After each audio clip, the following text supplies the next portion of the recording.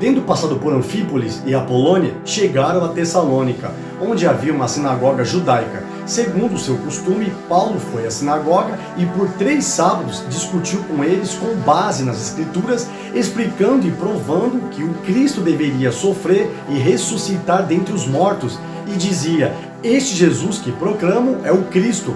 Alguns dos judeus foram persuadidos e se uniram a Paulo e Silas, bem como muitos gregos tementes a Deus e não poucas mulheres de alta posição. Mas os judeus ficaram com inveja. Reuniram alguns homens perversos dentre os desocupados e, com a multidão, iniciaram um tumulto na cidade. Invadiram a casa de Jason em busca de Paulo e Silas, a fim de trazê-los para o meio da multidão. Contudo, não os achando, arrastaram Jason e alguns outros irmãos para diante dos oficiais da cidade, gritando: esses homens que têm causado alvoroço por todo o mundo, agora chegaram aqui, e Jason os recebeu em sua casa. Todos eles estão agindo contra os decretos de César, dizendo que existe um outro rei chamado Jesus. Ouvindo isso, a multidão e os oficiais da cidade ficaram agitados. Então receberam de Jason e dos outros a fiança estipulada e o soltaram. Logo que anoiteceu, os irmãos enviaram Paulo e Silas para Bereia. Chegando ali, eles foram à sinagoga judaica.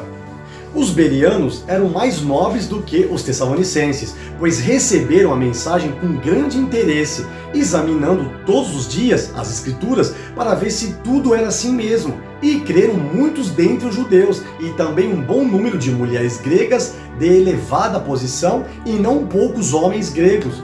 Quando os judeus de Tessalônica ficaram sabendo que Paulo estava pregando a palavra de Deus em Bereia, dirigiram-se também para lá, agitando e alvoroçando as multidões. Imediatamente os irmãos enviaram Paulo para o litoral, mas Silas e Timóteo permaneceram em Bereia. Os homens que foram com Paulo o levaram até Atenas, partindo depois com instruções para que Silas e Timóteo se juntassem a ele, tão logo fosse possível.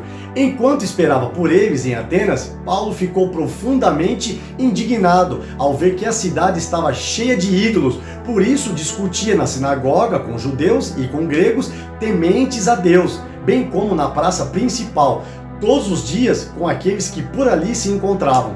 Alguns filósofos, epicureus, estoicos, começaram a discutir com ele. Alguns perguntavam: o que está tentando dizer esse tagarela? Outros diziam: parece que ele está anunciando deuses estrangeiros, pois Paulo estava pregando as boas novas a respeito de Jesus e da ressurreição. Então levaram a uma reunião no tribunal, onde lhe perguntaram: podemos saber que novo ensino é esse que você está anunciando?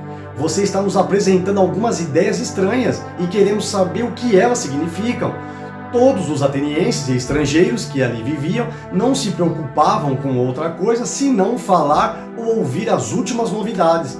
Então Paulo levantou-se na reunião do tribunal e disse: atenienses, vejo que em todos os aspectos vocês são muito religiosos, pois andando pela cidade, observei cuidadosamente seus objetos de culto e encontrei até um altar com esta inscrição: ao Deus desconhecido. Ora, o que vocês adoram apesar de não conhecerem, eu lhes anuncio. O Deus que fez o mundo e tudo que nele há é o Senhor dos céus e da terra, e não habita em santuários feitos por mãos humanas. Ele não é servido por mãos de homens, como se necessitasse de algo, porque ele mesmo dá a todos a vida, o fôlego e as demais coisas. De um só fez ele todos os povos, para que povoassem toda a terra, tendo determinado os tempos anteriormente estabelecidos e os lugares exatos em que deveriam habitar. Deus fez isso para que os homens o buscassem e talvez, tateando, pudessem encontrá-lo, embora não esteja longe de cada um de nós, pois nele vivemos, nos movemos e existimos, como disseram alguns dos poetas de vocês. Também somos descendência dele.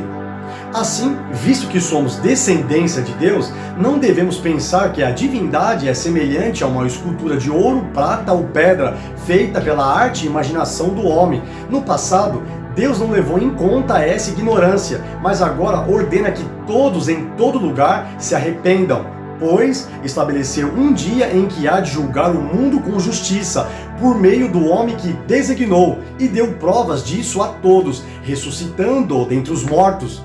Quando ouviram sobre a ressurreição dos mortos, alguns deles zombaram e outros disseram: a esse respeito, nós o ouviremos outra vez.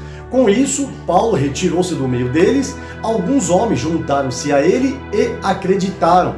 Entre eles estava Dionísio, membro do tribunal, e também uma mulher chamada Damares, e outros com eles.